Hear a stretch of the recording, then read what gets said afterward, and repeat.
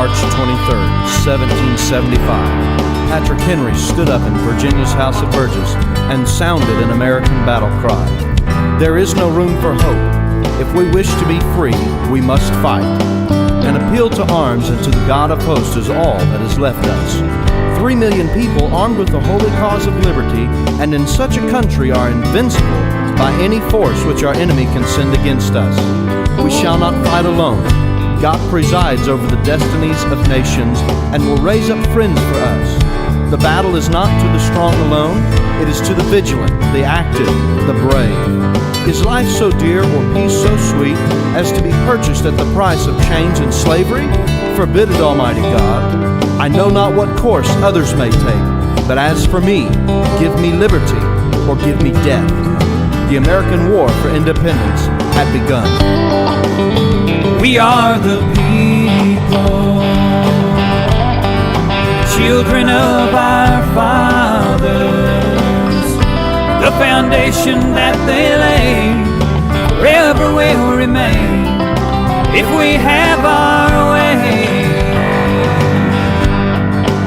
We are the people, we will fight for our freedom, independent on our own, trusting God alone, not too proud to pray. In Congress, July 4th, 1776, the unanimous declaration of the 13 United States of America. When in the course of human events, it becomes necessary for one people to dissolve the political bands which have connected them with another, and to assume among the powers of the earth the separate and equal stations to which the laws of nature and nature's God entitled them. A decent respect to the opinions of mankind requires that they should declare the causes which impel them to the separation.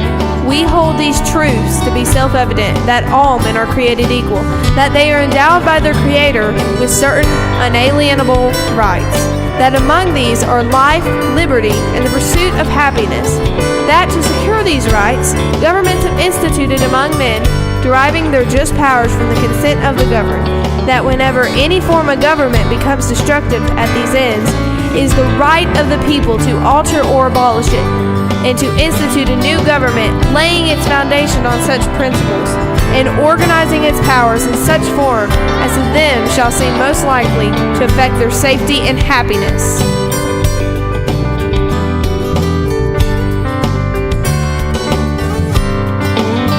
We are the people,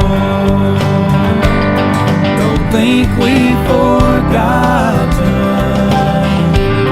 Our rights come from above, from our King Almighty God, and you can't take them from us.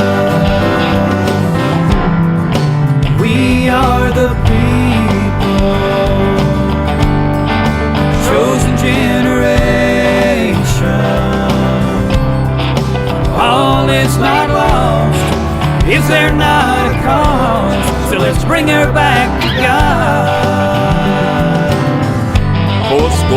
7 years ago, our fathers brought forth on this continent a new nation, conceived in liberty and dedicated to the proposition that all men are created equal. Now we are engaged in a great civil war, testing whether that nation or any nation so conceived and so dedicated can long endure. We are met on a great battlefield of that war. We have come to dedicate a portion of that field as a final resting place for those who here gave their lives, and that nation might live. It is altogether fitting and proper that we should do this. But in a larger sense, we cannot dedicate, we cannot consecrate, we cannot hallow this ground. The brave men, living and dead, who struggle here have consecrated it far above our poor power to add or detract. The world will little note nor long remember what we say here, but it can never forget what they did here.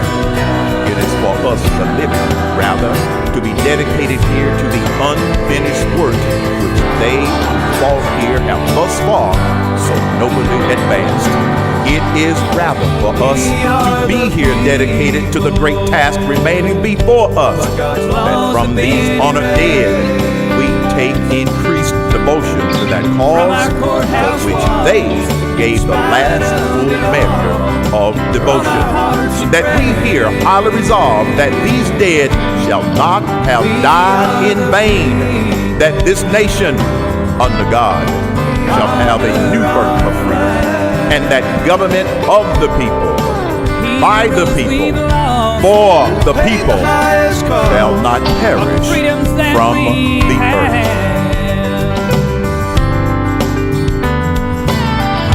My country, 'tis of thee, sweet land of liberty, of thee I sing.